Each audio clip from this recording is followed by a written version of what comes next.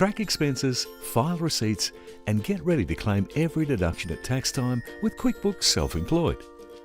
To get started, go to quickbooks.com.au and sign in to QuickBooks Self-Employed.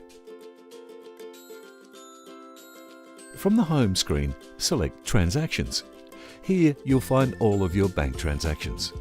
Find the transactions you want to categorise. Mark them as business or personal. Or if an expense is both business and personal, you can split the expense. If you categorise an expense as business, the most likely category will appear in the category column. To select another category, click the category name or use the left-hand check boxes to recategorise multiple transactions at once. You can apply GST, add notes, or attach a copy of the receipt to any transaction. You can even change the transaction name so it's easier to track.